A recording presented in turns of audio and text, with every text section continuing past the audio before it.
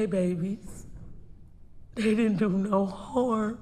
You are no longer mom. A child's words pierce the courtroom. From a mother's devastating loss to a deadly plot unraveled, these true crime stories expose the raw pain of justice.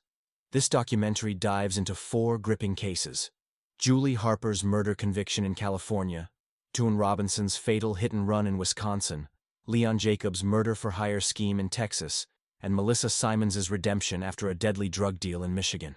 From children disowning their mother to a desperate addict's second chance, these cases reveal the human toll of crime and the courtroom's search for justice. Join us as we ask, can remorse heal wounds, or do some acts demand the harshest penalties? But he was a very different man to me, and it has been so hard to go through all of this for the last 3.5+ years. You made us orphans. A daughter's rejection stuns the court. Can a killer's plea for sympathy change her fate? We begin in Carlsbad, California, on February 10, 2016, where Julie Harper, 42, faced sentencing for the second-degree murder of her husband, Jason Harper, 39, a high school math teacher, California. Penal Code Section 187. On August 7, 2012, during an argument while their 3 children watched TV downstairs, Julie claimed Jason charged at her, threatening to kill her. She shot him in the side with a pistol, hid his body, disposed of the gun, and took their children to her father's house 30 miles away. She turned herself in that evening. Harper claimed self-defense, alleging a decade of abuse, but investigators found no evidence to support this. Days before the shooting, she filed for divorce and withdrew $25,000 from their bank account, raising suspicions of premeditation. After a swift trial, the jury convicted her of second-degree murder. At sentencing before Judge Blaine Bowman, Jason's family delivered heart-wrenching victim impact statements. The prosecutor read their 12-year-old son's letter. Julie Harper caused pain and misery. She murdered with no sense of consequences, leaving us parentless. She's trying to weasel out of punishment. Their 10-year-old daughter's statement was even more devastating. I blame Julie Harper for my father's death. She was selfish, not caring about anyone but herself. You are no longer mom. You are Julie. I'll never call you mom again. You made us orphans. Harper, unmoved, insisted. My husband was a different man behind closed doors. I'm still recovering from what he did to me. Facing 40 years to life is inconceivable when he terrorized me. Judge Bowman countered, you feel 40 years is unfair, but your husband got a death sentence. This was no accident, and you're a danger to society. Harper was sentenced to 40 years to life, with an additional year for using a firearm, California. Penal Code Section 12,022.5. Now 51. She serves at the California Institution for Women. Eligible for parole in 2034, per the San Diego Union Tribune. The Harper children live with Jason's parents, their words echoing the irreversible loss. They babies. They babies. They didn't do no harm. We head to Milwaukee, Wisconsin, on April 25, 2021, for the sentencing of Dtoan Robinson, 21, who pleaded guilty to 2 counts of hit-and-run causing death and 1 count of hit-and-run causing serious bodily harm. Wisconsin, Stat Section 346.67. On October 24, 2019, Robinson, driving without a valid license, veered around a car stopped at a green light to let 3 children cross. Speeding through a bike lane, he struck 6-year-old Lisa G., her 4-year-old sister Amia G., and their 10-year-old cousin. Lisa died that night, Amia days later, and their cousin survived with serious injuries. Robinson fled, leaving a duct-taped bumper that linked him to a prior fender bender, aiding his arrest. Facing 20 years, his attorney argued leniency, claiming the children crossed against a "Don't Walk" sign. Judge Janet Protasiewicz rejected this. Mr. Robinson had no right to be driving without a license. Prosecutor Joy Hammond demanded the maximum. Others ran to help, but the person responsible left the scene. Justice requires 20 years. The victim's mother delivered a gut-wrenching statement. My 5-year-old still wonders when they'll wake up. He asks why they got run over. I said, son, I don't know. Robinson apologized. I'm very sorry. It was dumb to leave. I'll own up as a man. I'll be sorry every day of my life. Judge Protasiewicz, referencing crash footage, said, those children go flying like they're weightless. You left to save your own skin. Probation isn't appropriate. Robinson was sentenced to 20 years for the deaths, with a concurrent 3-year term for the cousin's injuries. Wisiodios. Stat section, 346.74.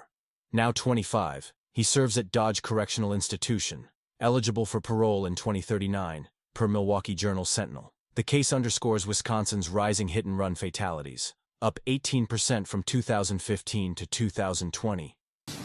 We, the jury, find the defendant Leon Philip Jacob guilty of solicitation of capital murder as charged in the indictment signed by the foreman of the jury. We moved to Houston, Texas on March 27, 2018, where Leon Jacob, 40, was convicted of solicitation of capital murder, Texter Penal Code Section 15.03.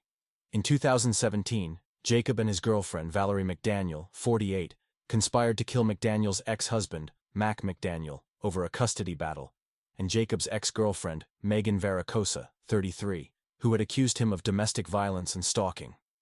They hired a supposed hitman for $20,000, unaware he was working with Houston PD, recording Jacob's chilling words. "We're taking care of both problems."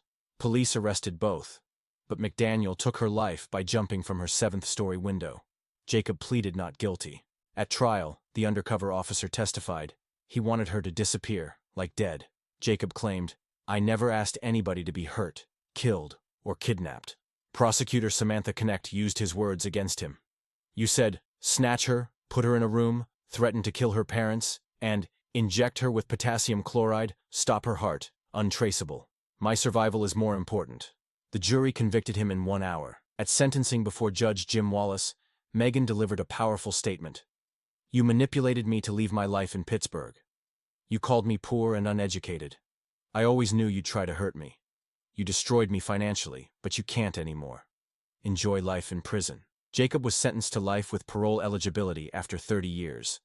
Now 47, he serves at Huntsville Unit, eligible in 2048 per Houston Chronicle. The case highlights Texas's 10% rise in domestic violence-related crimes from 2015 to 2020. Did you hear the other gentleman tell me it was a really good thing for him to go to prison? Did you hear that this morning? We conclude in Jackson, Michigan, on June 15, 2018, where Melissa Simons, 36, pleaded guilty to delivering less than 50 grams of a controlled substance, Michigan. Comp Laws, Section 333.7401. In 2015, Simons, an addict, supplied heroin laced with fentanyl to her friend, Christopher Risner, 29, who overdosed and died. Risner, a recovering addict and advocate, had relapsed. Facing 5 to 20 years, Simons, who served 253 days in county jail, appeared before Judge John McBain. Initially, McBain was harsh. "You think 250 days in county jail is just? You're going to prison." Simons pleaded, "I've changed. I'm so sorry. I started with pills after a C-section." Her attorney, Rick Kirkpatrick, argued, she wasn't a dealer preying on the community. She was sick, like Reisner. She overdosed herself after this. McBain, unmoved, sentenced her to 5 to 20 years. But 8 days later, on June 23, 2018, Kirkpatrick presented texts showing Reisner sought the drugs, proving both were users, not dealers. He requested 36 months and a 90-day SAI boot camp. McBain reconsidered. The texts show Reisner reached out for drugs, not in the presentence report. "Boot camp's tough, but you'll come home after 90 days.